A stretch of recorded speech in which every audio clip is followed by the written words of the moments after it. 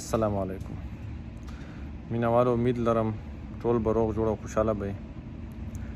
نن زما موضوع سپیشل د افغانستان په باره کې ده او ټولو هغو افغانیانو ته چې څوک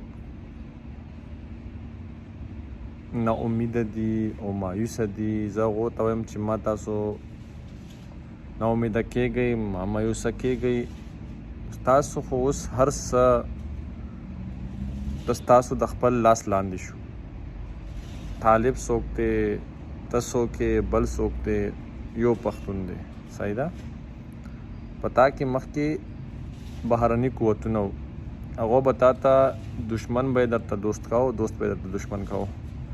د هغې فتنې نه ته اوس الله تعالی خلاص کړې ته اوس یو موټی شوې خو په ځان نه پوهېږې هغه که د پاکستان پښتون دی او که د افغانستان پښتون دی زمونږ غټه مسله دا ده چې مونږ په ځان باندې نه پوهېږو مونږ د بل خبرې اورو مونږ د دوست په باره کې د دشمن خبرې اورو دشمن مونږ ته ځان دوست کي او په مونږ باندې زمونږ په منځ کې چې کومه یاري دوستي هغه خرابه کي دوه خواږه یاران دوستان را سره خراب کي پښتون د څه وجې نه لګي پښتون اعتبار ډېر زر کوي په هر سړي باندې مونږ بروسه اعتبار ډېر زر کوو ځکه چې مونږ په خپله دننه سپین یو افغانیانو وروڼو ته مې دا خاص کر افغانیانو وروڼو ته چې تاسو دا ځان دپاره یو بوج مه جوړوئ بلکې د طالبانو حکومت تاسو په سر سترګو باندې والئ د دې نه به تاسو ته ډېره زیاته فایده حاصله شي تاسو هر څه په خپلو سترګو ولیده هغه امریکا څه شوه هغه د وتښتېده سر اخلاص کو تاسو یې پرېښودی هغه اخري کې به تاسو کتلی یو کلیپ راغلی دی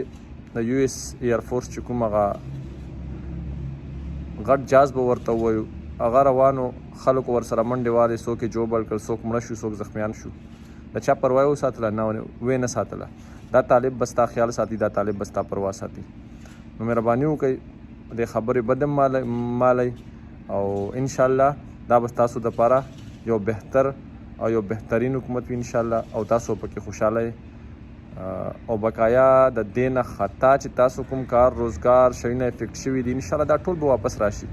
صرف ستاسو لږ غونته انتظار انشاءالله دې نه به بهتري د دې نه به هر څه زبردست او بهتر به او که ستاسو بیا هم داسې څه په ذهن کې وي نو تاسو په کمنټس کې کولی شئ خو مهرباني وکړئ د غلط کمنټس نه تاسو پرهیز وکړئ والسلام